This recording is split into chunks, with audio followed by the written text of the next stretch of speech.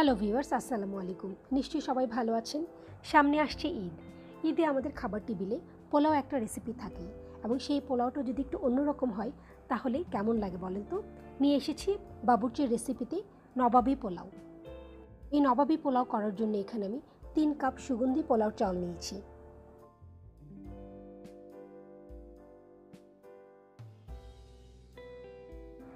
এই নবাবী পোলাও করার জন্য এখানে আমি নিয়েছি 2 টেবিল চামচ তেল, তারপর নিয়েছি 1 টেবিল চামচ ঘি।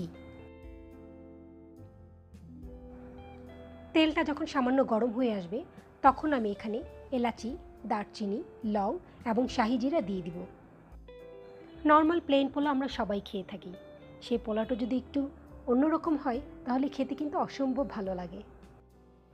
তেল যখন গরম হয়ে আসবে মশলাগুলো সামান্য একটু ভেজে এখানে আমি ঠিক হাফ কাপ পরিমাণ পেঁয়াজ কুচি ব্যবহার করব। মশলাগুলো যখন সুগন্ধি ছড়াতে থাকবে তখন আমি পেঁয়াজগুলো ব্যবহার করব।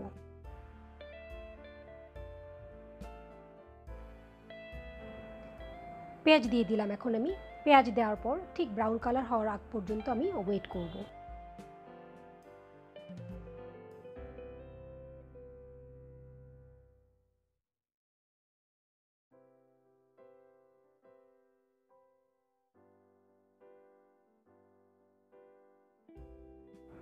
পেঁয়াজের কালার সামান্য ব্রাউন হয়ে এসেছে। ঠিক এই সময় আমি 1 চা চামচ আদা বাটা ব্যবহার করব। এখানে শুধু আমি আদা বাটাই ব্যবহার করব, কোনো রসুন বাটা দিচ্ছি না।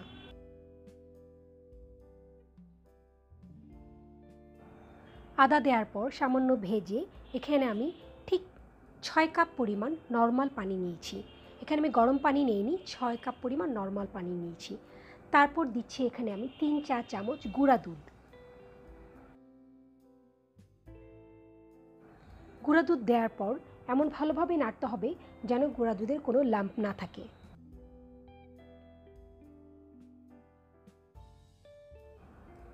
তারপর দিচ্ছি এখানে আমি স্বাদমতো লবণ।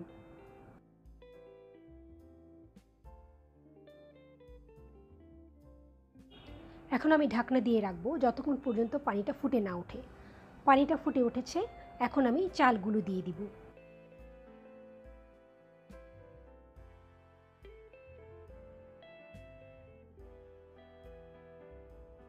তিন কাপ চাল আগে থেকে আমি ভালোভাবে ধুয়ে স্ট্রেনারে স্ট্রেন করে রেখেছিলাম।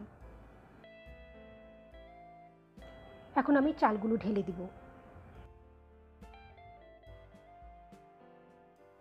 এখন আমি একটু অনবরত নাড়তে থাকবো যেন চালগুলো নিচে লেগে না যায়।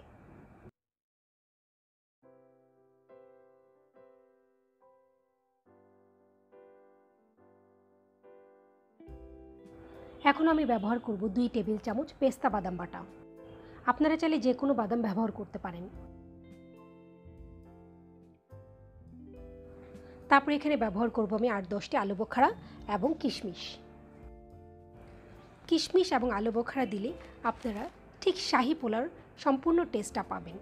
তারপর দিচ্ছি এখানে আমি কাঁচামরিচ। তারপর এখানে দিচ্ছি আমি কাঁচামরিচ এখানে আমি আস্ত দিয়েছি। এখন আমি ঠিক কভার দিয়ে 2 মিনিটের জন্য ওয়েট করব।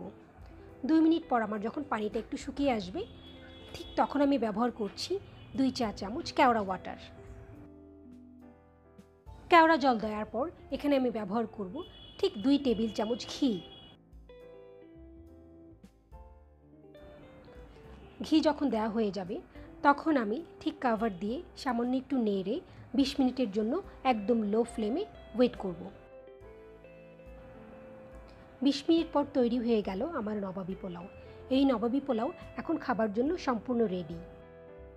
আপনাদের একটু নেড়ে দেখাচ্ছি কতটা ঝরঝর এবং কতটা সুন্দর হয়েছে।